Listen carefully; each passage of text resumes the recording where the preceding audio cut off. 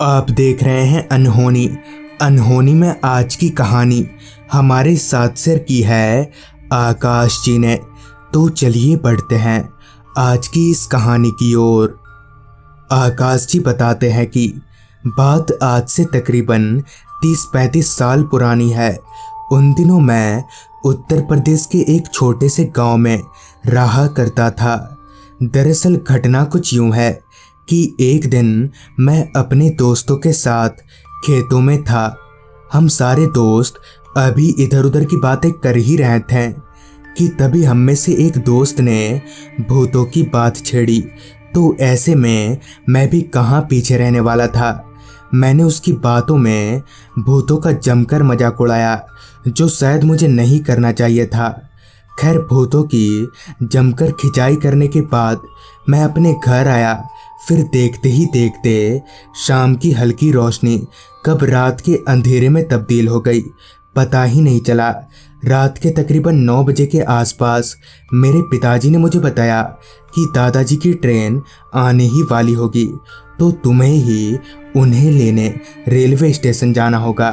दरअसल मेरे पिताजी की तबीयत पिछले कुछ दिनों से खराब है और घर में मेरे सिवाय कोई था भी नहीं, तो मुझे ही दादाजी को लेने जाना होगा। तैयार होने के बाद जब मैं रेलवे स्टेशन के लिए निकल रहा था, तभी माँ ने मुझे अपने पास बुलाया और कहा, बेटा, रेलवे स्टेशन जाने वाला रास्ता काफ़ी सुनसान है, तो टॉर्च लेकर संभल कर जाना। मेरी माँ अभी बोल ही रही थी कि तभी मैं उनकी पूरी बात ना सुनकर ठीक है बोलकर घर से रेलवे स्टेशन जाने के लिए निकल गया। गांव वाले रास्ते पर तो इक्का दुक्का लोग भी दिख रहे थे, पर जैसे ही मैं रेलवे स्टेशन जाने वाले रास्ते पर पहुंचा तो वहां चहल पहल मानो गायब ही थी। इस रास्ते पर मेरे अलावा और कोई लोग तो दूर, कोई परिंदा तलक भी दिखाई नहीं दे रहा था। उस जंगल से घिरे पूरे रोड पर जानवरों की अजीब अजीब आवाज़ें मुझे अंदर ही अंदर डरा रही थी।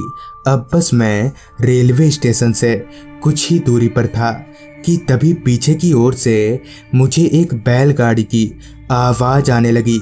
वो आवाज़ इतनी जोर की थी कि मानो कोई बैलगाड़ी लेकर मेरे पीछे ही खड़ा हो। जिसके बाद मैं झट से पीछे पलटा तो मेरे होश उड़ गए। दरअसल मेरे पीछे ना तो कोई बैलगाड़ी थी और ना ही कोई आदमी, पर पता नहीं क्यों ये आवाज़ कहाँ से आ रही थी। खैर, मैं इसे नज़रअंदाज करके आगे बढ़ने लगा। अभी मैं कुछ दूर आगे बढ़ा ही था कि तभी वापस से वही आवाज़ मेरे पीछे से आने लगी। मैंने जब इस बार पीछे पलट कर देखा तो एक बैलगाड़ी काफ़ी दूर से चलते हुए मेरी तरफ ही आ रही थी। उस बैलगाड़ी को मेरी तरफ आता देख मैं रास्ते के एक किनारे पर खड़ा हो गया। वो बैलगाड़ी चलते हुए मेरे पास आकर रुक गई और तभी उस बैलगाड़ी वाले ने कहा, पहचाना नहीं? मैं बिरजू काका। और कहाँ जा रहे हो तुम इतनी रात गए? काका के इतना बोलते ही मैंने कहा, वो दादाजी आ रहे हैं ना, तो उन्हें लेने रेलवे स्टेशन जा रहा हूँ। जिस पर काका ने कहा, चलो मैं भी उधर ही जा रहा हूँ, मैं तुम्हें छोड़ देता हूँ। फिर मैं उनकी बैलगाड़ी में बैठ गया और बैलगाड़ी चलने लगी। अभी बैलगाड़ी चल ही रही थी कि तभी मैंने एक बात पर गौर किया कि बिरजू काका बैलों को हाँकने के लिए किसी डंडे का नहीं बल्कि अपने लंबे लंबे हाथों का ही इस्तेमाल कर रहे हैं। बिरजू काका के हाथ इतने लंबे हो गए थे कि वो अपनी जगह पर बैठे बैठे बैलों को हाँक दे रहे थे। तभी मुझे याद आया कि बिरजू काका को मरे तो महीना भर जैसा बीत चुका है और कोई भी जिंदा इंसान का हाथ इतना बड़ा नहीं हो सकता। मुझे कुछ भी समझ नहीं आ रहा था कि क्या करना चाहिए और क्या नहीं। तभी मैंने बिना कुछ सोचे समझे चलती बैलगाड़ी से छलांग लगा दी और मेरे गिरते ही वो बैलगाड़ी कुछ आगे जाकर मेरी आंखों से ओझल हो गई।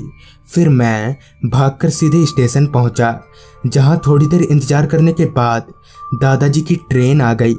तो दोस्तों, ये थी आकाश जी की भेजी गई कहानी। अगर आपके पास भी ऐसी ही कोई कहानियाँ हैं तो हमारे साथ ज़रूर शेयर करें।